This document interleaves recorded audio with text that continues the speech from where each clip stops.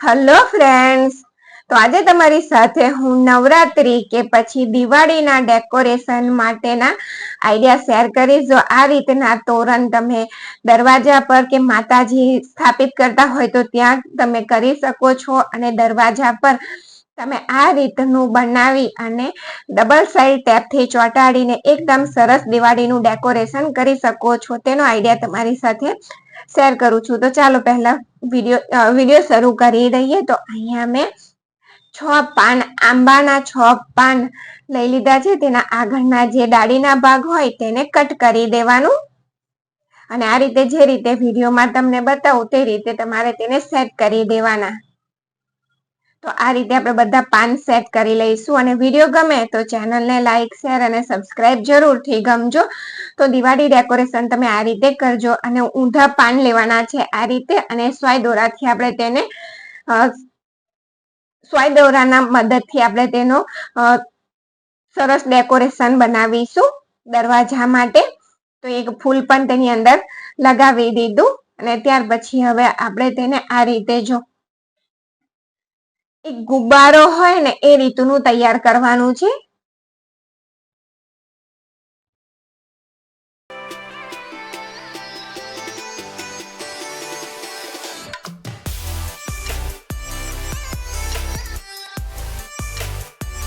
તો આ એક નાનો ગુબ્બારો હોય ને એવું તૈયાર થઈ ગયું, અને ઉપર આપણે દોરો ખેંચી લઈશું. આ દોરામાં આપણે હવે ફૂલ પરોવી દઈશું, અને ઉપરથી થોડા ફૂલ પરોવ્યા પછી ઉપરથી ફરીથી આ રીતનું એક બનાવી અને તૈયાર કરી દઈશું.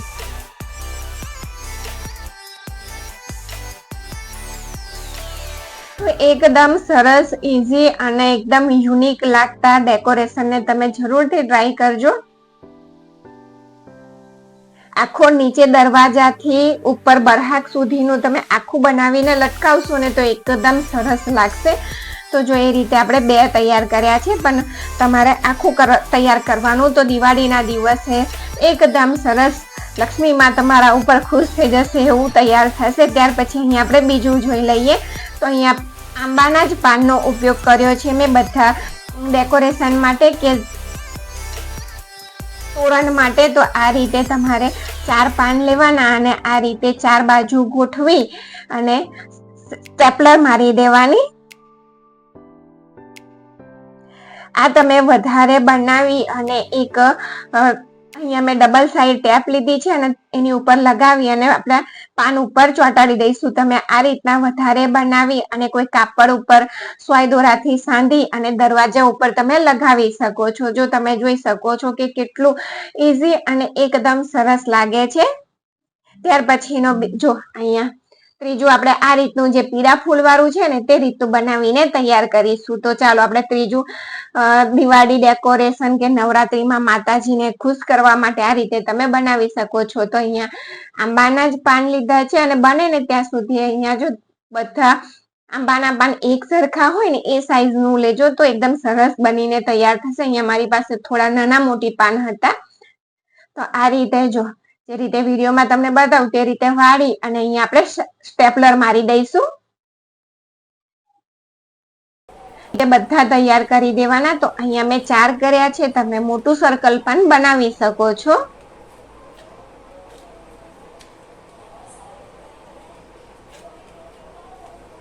અને અહીંયા પણ આપણે સ્ટેપલર જ મારી દઈશું અને ડબલ સાઈડ ટેપથી ફૂલ ચોંટાડી દઈશું.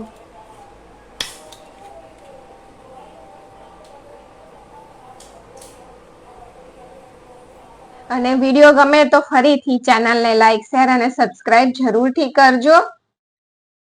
તો અહીંયા આપણે આની અંદર પીળા ફૂલનો ઉપયોગ કરીશું, અને અહીંયા મેં દરવાજે પણ લગાવ્યું છે ને તે પણ તમને બતાવ્યું છે. આગળ વિડીયોના સ્ટાર્ટિંગમાં જ બતાવ્યું છે તે રીતે તમે તેને લગાવી શકો છો. જો આ રીતે પાછળ આપણે ડબલ સાઈડ ટેપ લગાવી દેવાની અને